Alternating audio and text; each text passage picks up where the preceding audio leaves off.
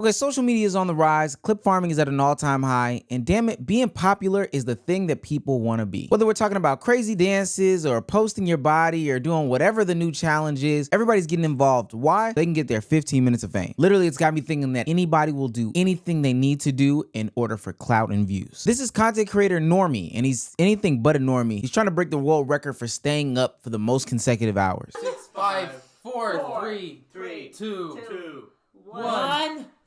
Beat it! Now, it's quite clear to me and a lot of the other viewers that this person is literally insane. Now, mind you, apparently this is his own personal best record, which is like 9 days or 265 hours consecutively without sleeping. And that's not even the world record. The world record was broken by Robert McDonald back in 1986, and he stayed up for 453 consecutive hours. So at this point, what are you doing trying to break a record for your own personal gain if it's going to hurt you in your own brain function and cognitive ability? Literally, it had gotten so bad at certain points that people on YouTube as viewers were saying they were concerned for his health because some of the imagery is a little disturbing. Don't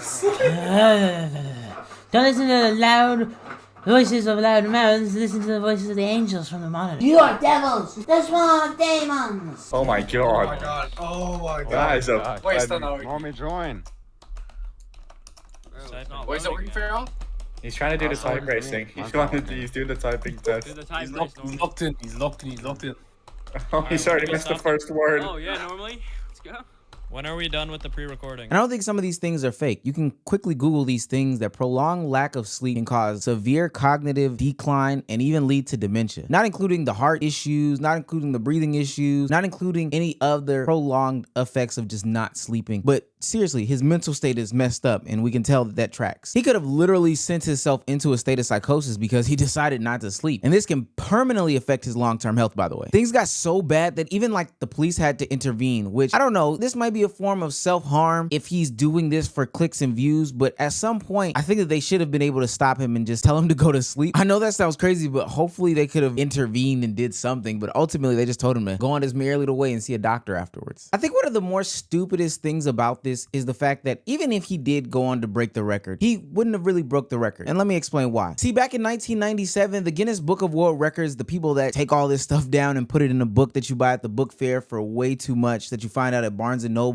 is literally like $6 less, but it's okay because you walked around school and you got to brag about it, retired this record because they saw how inherently dangerous it was for people to purposefully go without sleep. I'm guessing they saw so many kids dropping like flies or people dying trying to attempt a record, which good on them for not recognizing it anymore, but bad on this content creator Normie, who's anything but that, for saying to themselves, oh, I'm gonna do it anyway. That's silly. And not just good on them, because when YouTube got wind of this and saw how bad it was for them, and people with actual functioning brains know how bad not having sleep is, they decided they were gonna take the stream down. Now, with all the brain deadness, he had to find somewhere to go, and naturally he would go where other brain dead people go. He popped it up on Kick. But then even Kick got a heart, a conscience, and ultimately a brain and said, this isn't smart to have on our platform, so he got banned off of there. But Normie just went to where the brain dead of brain dead go, which is Rumble. Glad he didn't get banned there because he would have to end up on X next. Ultimately, I'm okay with these platforms banning these content creators for doing stupid stuff like this. I hate the people that make the argument that say you can do whatever you want, it's freedom of speech, it's a free country, etc., etc. But ultimately, these platforms have a TOS, terms of service. It's an agreement that says, hey, you can and can't do certain stuff on our platform, even if it's not within these bounds. We still have the discretion to determine, hey, this is okay and this is not okay. And ultimately, because you have a bunch of young and impressionable people who will eventually do the dumb stuff that you put on your platform. See, that's one of the reasons why iShowSpeed got banned from YouTube a couple of days ago, is because he was seen jumping over 2 sports cars. And this was after he jumped over 1 sports car, but then was there to validate what he did by jumping over another sports car times 2. And I get it. iShowSpeed made it. Kobe Bryant did it back in the day. He wanted to replicate it, I guess, but iShowSpeed ultimately made it. He definitely couldn't have, and that definitely could have turned out to be a disastrous moment. Ultimately, Speed could have literally died on that platform, and it would have been live for his massive viewing audience. I think he pulls like the most live viewers on YouTube right now. To see him perish because of clout and views. And what's funny about clout and views is that tomorrow something new is going to come on and we're going to forget about the old. I promise you, people had totally forgotten about iShowSpeed jumping over a car because a new week had happened and Braun and Curry won the Olympics. So that was the new trending thing. There needs to be some sort of line drawn somewhere, and I'm glad that YouTube, even Kick, X, all these platforms are drawing the line at, hey, this could seriously hurt somebody either short term term or long term, and we're gonna get these things up off of our platform. Especially because the rise of AI is here and other technologies, it's hard to differentiate whether this is real or not real, because these could all be stunts at the end of the day. But with AI, who knows? Honestly, I also gotta give Kick some praise here because we've seen how they've handled Aiden Ross in past situations where he's put people's lives in danger in his Dare challenge or whatever the case may be, where he had kids running into a lake with their car. Hey,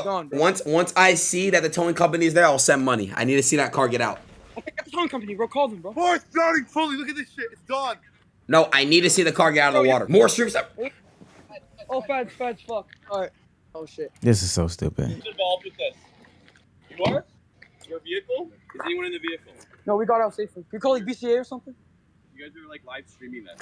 Like this is it's a joke. No, we got out after before. They see you. It's funny because he's trying to lie to him like you can't even be seen. They see you live streaming. That's how they got there, because you were live streaming it and somebody called the cops. So I'm glad that Kick is taking a whole new approach and they're getting this stuff up off their platform, because these kids are stupid and impressionable. Like the people that were doing the Bird Box challenge a couple years ago, IRL, and were driving around with blindfolds, walking around with blindfolds, putting themselves in harm's way. I put these same stupid stunts in the same category as like the content creator boxing, or the boxing that goes up on the channel between randoms that are moderated by content creators. And hear me out. I know a lot of people aren't going to think it's the same, but the reason why is because boxing or any of these combat sports are dangerous. One punch by somebody that's untrained to the temple or to the back of the head could literally leave somebody paralyzed, concussed, or even dead. But on the internet, we glorify this stuff because we're barbarians and we're animals and we like to see people get brutalized. Let's go. Come on. Get back to going. 2, 1, go. Rage. Mel is the gray shorts, camouflage shorts. All right, so Jaden is the one. Oh, Jaden got a jab. Oh shit, Jaden, okay. Double jab to start. Okay, Chad, Jaden or Mel, who y'all got? Keeping his hands close to his chin.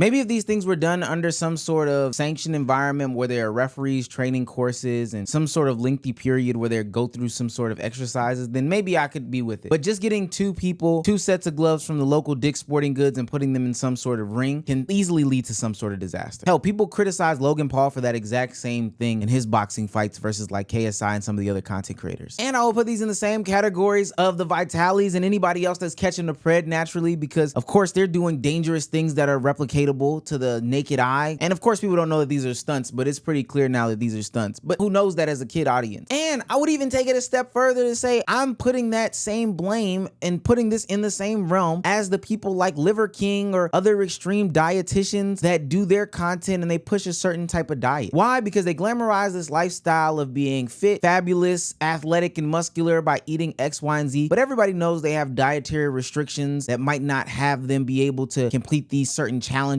or diets or whatever the case may be. No, just because Cali Muscle only ate watermelon doesn't mean that you can't do it. But they know that they are preying on some of the people that are desperate and in need of some sort of solution or answer. So they're going to get them to believe in whatever they believe. If you really think that these people are eating this way, are not taking any supplements, and are natural, then you've got to be fooling yourself. But I could see how people could get caught up in that, and YouTube and other platforms should look into this just a little bit more seriously. Ultimately, these people are dangerous in doing anything for views, and we have got to stop giving them any sort of attention, because the more attention that we give them, the more attention that they seek. It's like a drug, and they're feeding us drugs and we're feeding them drugs until everybody's just coked out. No Pepsi.